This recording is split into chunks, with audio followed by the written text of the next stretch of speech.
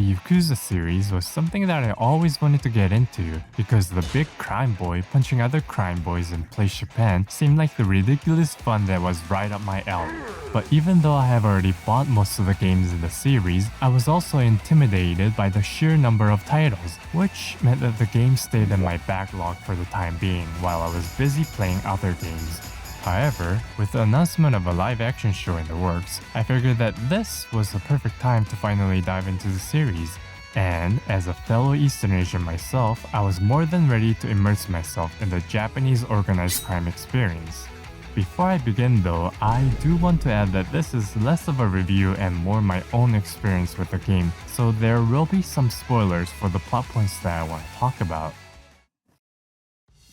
The game that I started with, Yakuza 0, features two protagonists who are prominently featured in the box. The first one we start with is Kazuma Kiryu, a Yakuza member serving under the Dojima family of the Tojo clan. He starts off beating up a guy in an empty lot, then goes out for some drinks with his old brother Nishikiyama, who is my favorite character in the game. But then they were caught by surprise when the guy who was beaten half to death ended up fully dead on the news, and Kiryu, being the last known person to see the guy, is framed as the prime suspect. This is later found out to be a ploy by the three lieutenants of the Dojima family to weaken the influence of the family's second-in-command, Shintaro Kazama, the man who took Kiryu and Nishikiyama in. So in order to prevent said incident from going up the chain to become a problem for Kazama, who is currently in jail at the time, Kiryu leads the Yakuza to take responsibility and joins forces with an acquaintance of Kazama named Tachibana, a real estate man who speaks 3 languages, Japanese, Chinese, and death flags. あなたが自分をバカと言うなら、私もいくらか。そんなバカになりたかったと思います。 Thus, it is up to Kiryu and Tachibana's company to clear his name, as they'll put a hamper on the 3 lieutenants' plans from the outside. But as they're about to get to work, the perspective changes from Kiryu to the other protagonists of the game, Goro Majima. At first, I was a little disappointed, as I felt like the change came just as Kiryu's story was properly picking up. But after being shown how charismatic Majima was, my complaints vanished instantly.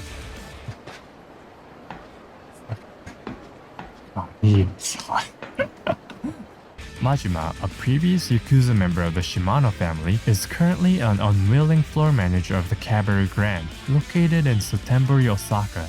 He has been placed there after going against direct orders from his boss, Futoshi Shimano, the patriarch of the Shimano family. Majima, now at the whims of Tsukasa Sagawa, the owner of the Grand and Shimano's oath brother, gets a new order that, if successful, might land Majima back in the family. The mission is to kill a person by the name of Makoto Makimura, who, after a series of events, turns out to be a blind woman, whose post-traumatic blindness was brought upon her when she had been sold off to the Korean mafia. So Majima, now with a moral dilemma, has to choose between being loyal to his orders or save the innocent victim caught between a power struggle of the Yakuza families. The main story from this point on changes between the protagonists every 2 chapters, and I must say that a serious and grounded story was not what I was expecting from this game. Judging by what I've seen from the outside looking into the fandom, I imagined the whole franchise to be completely wacky from start to finish, so I just assumed that the main plot would be a thinly veiled excuse for the big muscle man to go from one punching venue to another. But a surprising display of internal politics within the Yakuza clan, and having characters that utilize said internal conflict to their advantage, made for a decent story that kept me engaged, to the point where it even brought me to tears in one chapter. Not to say that the game is 100% serious all of the time, because the wackiness that I've been expecting came from the variety of side activities that were available. And they might be called side activities, but the embarrassing amount of time that I spent on model race cars can certainly be used to argue that these are basically another main game. Plus, these activities are usually tied to one of the many sub-stories which are also entertaining, with their own self-contained story and colorful cast of characters. with my favorites being the ones that involve a pocket circuit fighter, a man caught between working for a job that he's passionate about and continuing a more sustainable family business. Another story with a man who had his face changed after an involvement with a Yakuza that leads him to become a stranger even to his own family. And one where he had to find some Chinese men to forge jewelry.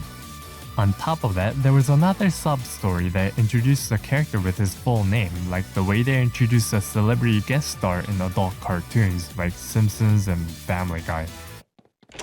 Ruji Golda. Hi, Peter. Which made me remember seeing a blonde guy on one of the other game's covers, so I guess I'll be seeing him in Kiwami too. Also, many of the sub-stories have sections where you're given 3 dialogue options, and getting them wrong leads to some humorous results, which I saw regularly as I was going in blind. But I got all the choices right on my first try for a sub-story where I needed to be in the shoes of an SMM masochist, and I'm kinda afraid to find out what that means about me. Anyways, finishing the sub-stories often leads to the NPCs involved in them helping you out with your business that gets unlocked later on. Kiryu has the real estate, an idle business simulator where you set up the property you own with the proper employees and have it earn you money while you're out doing other stuff. This put me in a really nice loop while playing, where I would micromanage the real estate, go out to do a bunch of side activities and sub-stories, then come back to collect on my real estate and repeat. Majima also has his own version of this called Cabaret Clubs, in which he tries to become the king of cabaret clubs or something, and apparently the cabaret clubs are also entirely different from regular cabarets, which I totally know all about because I'm all about the nightlife. But honestly, I barely touched it, since unlike the real estate that you can keep running in the background, the Cabaret Club has a much more involved minigame that requires more attention from the player, so even though I 100%ed the real estate, I didn't finish the Cabaret Clubs at all.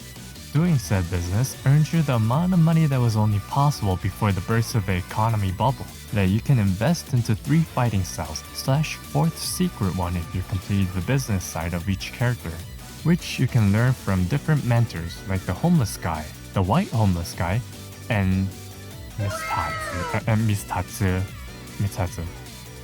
Upgrading these fighting styles in turn helps you fight enemies and earn you the points with an unfortunate abbreviation called completionist points, which you can cash in at a shrine for various rewards.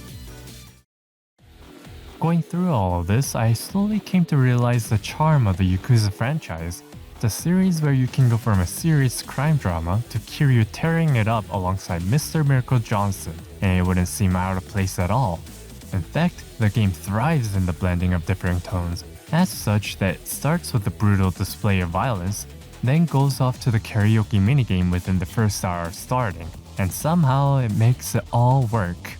And I really enjoyed how the characters were portrayed. Not only were there a clear distinction between the personalities of the 2 playable characters, with Kiryu being headstrong almost to a fault, and Majima being more adept at social situations, but even the antagonists were interesting as well. Like Kuze, one of the 3 lieutenants of the Dojima family, was very confrontational towards Kiryu, and even goaded him on to leap behind the finger during his crusade to prove that he didn't kill anyone. I'm sure it's fine. I couldn't come to completely hate the guy and even came to respect him somewhat when he cuts off his own pinky to take responsibility for his actions. Him and many other antagonists are driven by their own ideology, that in the end, you come to have somewhat of a mutual respect for them. Not you. Not you either.